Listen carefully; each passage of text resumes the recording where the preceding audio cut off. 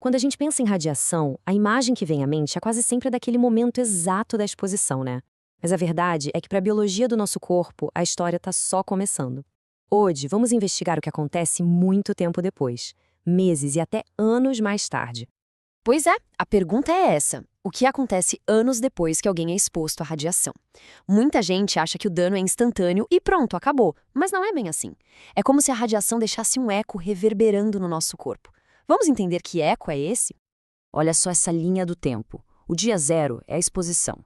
Mas a parte que nos interessa hoje é essa aqui, a que vem bem depois. É o que a gente pode chamar de ecobiológico. São as reverberações, os efeitos que aparecem quando a gente acha que o perigo já passou. Para começar, vamos falar de algo que a gente pode, de certa forma, ver. São as cicatrizes que ficam nos nossos tecidos, os danos que se manifestam nos órgãos muito tempo depois da exposição inicial. Isso tem o nome efeitos determinísticos tardios. A palavra determinístico aqui é chave. Significa que a partir de uma certa dose de radiação, esse tipo de dano não é uma questão de si, mas de quando e com que intensidade. É um resultado, digamos, programado. E o interessante é que esses danos são sorrateiros. Eles afetam principalmente órgãos que se renovam devagar, sabe? Como pulmões, rins, fígado. Os sinais demoram meses, às vezes anos, para aparecer. E quando aparecem, geralmente é na forma de fibrose, que é tipo uma cicatrização interna, e o órgão começa a falhar. O pior é que é um processo progressivo e, na maioria das vezes, irreversível. Ok, agora vamos dar um zoom lá para o nível das células, porque é lá que a coisa fica ainda mais complexa. Aqui, a gente sai do campo da certeza e entra no mundo das probabilidades, com umas células que se comportam de um jeito bem esquisito. É fundamental entender a diferença aqui. De um lado, temos os efeitos determinísticos, que a gente acabou de ver. Acima de um certo limite de dose, o dano é certo e a gravidade aumenta com a dose. Do outro, os efeitos estocásticos, como o câncer. Aqui, a lógica é outra. Não existe um limiar seguro. Qualquer dose acima de 100 millisieverts aumenta a probabilidade, a chance de algo dar errado. Mas não é só de câncer que estamos falando. A radiação pode ativar um processo celular muito curioso, a senescência. Basicamente, ela transforma células saudáveis em células zumbis. E o que faz uma célula zumbi? Olha que louco. Primeiro, a célula saudável é atingida pela radiação. Daí, ela para de se dividir, entra nesse estado senescente, mas ela não morre. Pelo contrário, ela fica ali metabolicamente ativa e começa a se transformar. Ela desenvolve esse tal fenótipo secretor e passa a literalmente cuspir um monte de sinais tóxicos no ambiente ao redor. E aí que mora o perigo. Essas secreções, esse coquetel tóxico, criam um ambiente super hostil no tecido. Elas podem promover fibrose, estimular o crescimento de tumores, criar novos vasos sanguíneos para alimentar esses tumores e até bagunçar nosso sistema imunológico. Tudo isso anos depois do evento inicial. Mas como é que esse dano consegue se sustentar por tanto tempo? Como essa memória do dano persiste? A resposta está nas nossas usinas de energia celular. As mitocôndrias, elas são os motores das nossas células. A radiação pode danificar essas estruturas de um jeito que cria uma disfunção crônica, um problema que não se resolve sozinho. Tudo começa com o primeiro golpe, o dano inicial da radiação que atinge diretamente a mitocôndria. Aí, essa mitocôndria danificada começa a funcionar mal. É como um motor falhando, que começa a soltar fumaça tóxica. No caso da célula, essa fumaça são as espécies reativas de oxigênio, ou ERO.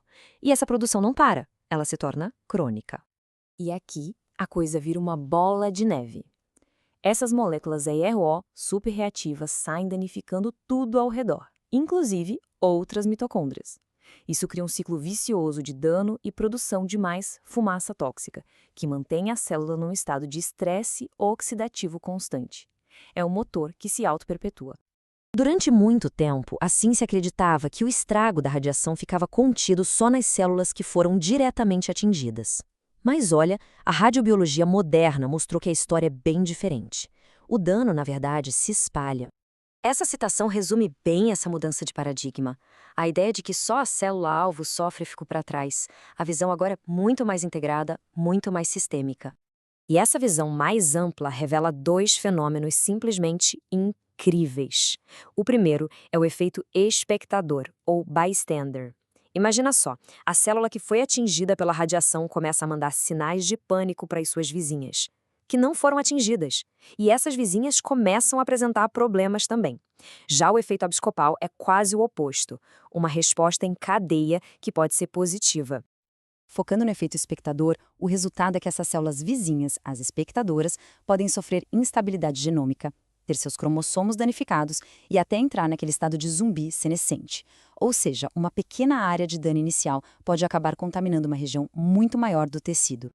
Mas agora, vamos para o lado bom da história, o efeito abscopal. Esse é fascinante. Quando a radiação atinge e mata as células de um tumor, elas não morrem em silêncio. Elas liberam sinais que funcionam como um alarme para o sistema imunológico do corpo inteiro.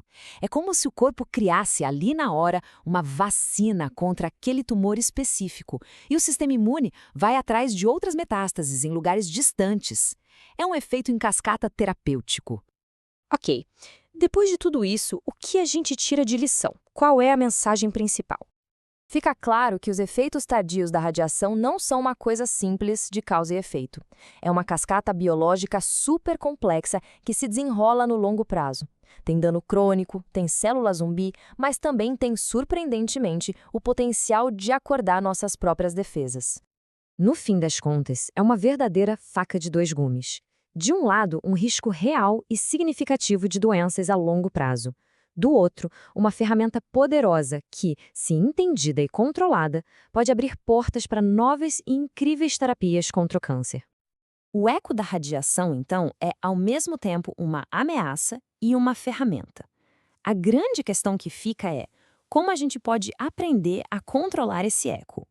Entender todos esses mecanismos que vimos hoje é, sem dúvida, o primeiro e mais importante passo.